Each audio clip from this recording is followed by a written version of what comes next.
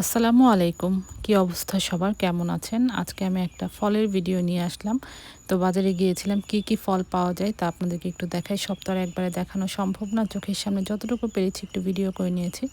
এই হচ্ছে আম। ইউএসএতে ফ্লোরিডাতে আম অনেক অ্যাভেলেবেল। মোটামুটি সব বাসাতেই গাছে দেখা যায়। তো এই আমগুলির দাম ছিল 97 সেন্ট, যা বাংলাদেশি টাকায় 113-14 টাকা হবে। আমগুলি বেশ ভালোই মিষ্টি। আর এগুলি হচ্ছে এক ধরনের আপেল। তো আপেলগুলি দেখতেই পাচ্ছেন। এই আপেলটা অনেক ধরনের আপেল দেখা যায় ইউএসএতে। এখানে আমি আপনাদেরকে অনেক ধরনের আপেল দেখাবো এবং সাথে আপেলের দামগুলিও দেখাবো। আপনারা লক্ষ্য করলেই দেখতে পারবেন একেকটা আপেলের নাম, মানে বিভিন্ন নামের এবং বিভিন্ন দামের আপেল এগুলি। এই আপেলটা অনেকটা টমেটোর মতো দেখতে। এটার নাম হচ্ছে অ্যাপেল কসমিক। এই যে নামটা আমি দেখিয়ে দিলাম। এভাবে আস্তে আস্তে আসলে সবগুলি আপেলের নামই আমি দেখিয়ে দেবো। এটাও অনেকটা টমেটোর মতো, এটার আবার আলাদা নাম আছে।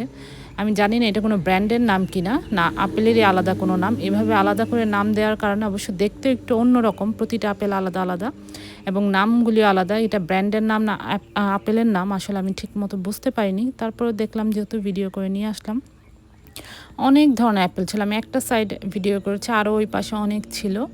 তো বাচ্চারা যেহেতু ছিল সাথে, সব একবারে করা সম্ভব হয় না। এটা হচ্ছে পেয়ার, এটা আপেল না, এটা আপেল। তো এইটাই দেখতে পাচ্ছেন, আমি অনেকগুলো অ্যাপেলের ভিডিও করেছি। এটা উপর নিচে অনেকভাবে সাজানো, যে নিচে অল্প অল্প দেখা যাচ্ছে, এভাবে অনেকভাবে সাজানো ছিল। যতটুকু পেরেছি আমি আসলে ভিডিও করে নিয়ে এসেছি। আর এগুলি এত ফ্রেশ ফ্রেশ থাকার কারণে কি হয়, খুব দ্রুত নষ্ট হয়ে যায়, খুব বেশি দিন ঘরে রাখা যায় না আপেলগুলি। তো চাইলেও একবারে সব আপেল তো আর বিভিন্ন ভ্যারাইটি আপেল নেওয়া যায় না।